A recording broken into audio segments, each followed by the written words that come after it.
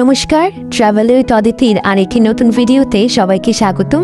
আজকে সমুদ্রের শুভ সকাল। আজ সকালে সমুদ্রে পাড়ি গিয়ে যেন এক নতুন জগতের অভিজ্ঞতা পেলাম। ভোরের আলোতে ঢেউর শব্দ, ঠান্ডা বাতাস আর সমুদ্রের নীল জলের ঝিলিক সব মিলিয়ে এক অপূর্ব দৃশ্য তৈরি হয়েছিল। সকালের প্রথম সূর্যের আলো যখন সমুদ্রের জলে পড়েছিল তখন মনে হচ্ছিল সোনালি আলোয় সমুদ্রটা ঝলমল করছে। পাড়ে হাঁটতে হাঁটতে চোখে পড়ল অসংখ্য সুন্দর মাপ, রঙিন শামুক, ঝিনুক আর নানা আকারের পাথর। প্রতিটা যেন আলাদা আলাদা গল্প রয়েছে, কেউ ছোট, কেউ বড়, আবার কেউ একেবারে শিল্পকর্মের মতো নিখুঁত।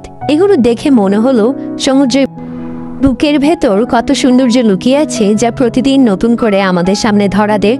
সকালের এই সমুদ্র ভবন শুধু নয়নের সুখী দেয় না, মনে এক অদ্ভুত শান্তিও এনে দিল। প্রকৃতির এমন মুহূর্তগুলো আমাদের জীবনের ক্লান্তি দূর করে নতুন করে বাঁচার অনুপ্রেরণা দেয়।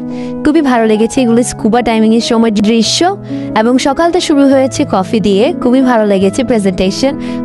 তারপর দুপুরে এখন বাজে 2টো, আমরা গিয়েছি জাপানের সবচেয়ে সুন্দর একটা জায়গায়। সেটা হচ্ছে আমার একটা পরিচিত দাদা বলল পাশেই ডিমের টোস্টের ফ্যাক্টরি আছে, যেখান থেকে সরাসরি ডিম টোস্ট করা হয়, লাইফ একদম ইনস্ট্যান্ট দেখতে পাবে। এটা একটা নতুন অভিজ্ঞতা হলো আমার, একদম সব কিছু সামনে থেকে দেখলাম। কি সুন্দর না, পরিষ্কার, নিট অ্যান্ড ক্লিন একদম। আমরা একটা অর্ডারও করে ফেলেছি, খুবই ভালো ছিল খেতে, মাইন্ড ব্লোয়িং ছিল। আমার এটা প্রথমবার একদম ফ্যাক্টরি থেকে লাইফ অর্ডার করে খাওয়া, খুবই সুন্দর। এখন বাজে দুপুর না, বিকেল 1। এখানে একটু ঝিরিঝিরি বৃষ্টি হয়েছে, তাই ফুলগুলো থেকে কিন্তু বৃষ্টির ফোঁটা পড়ছে।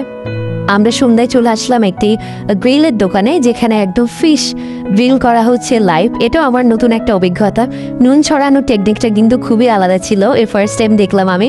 তবে ফিশ গ্রিলগুলো আমার খুব একটা ভালো লাগেনি। খুব সুন্দর করে তারা তৈরি করেছে ঠিক, বাট ফিশগুলো অদ্ভুত দেখতে। আমি খাইনি, আমার সাথে যারা ছিল তারা খেয়েছে। প্রেজেন্টেশন থেকে শুরু করে সব কিছু ভালো ছিল, বাট আমার অদ্ভুত লেগেছে এদের ফিশ তৈরি করার যে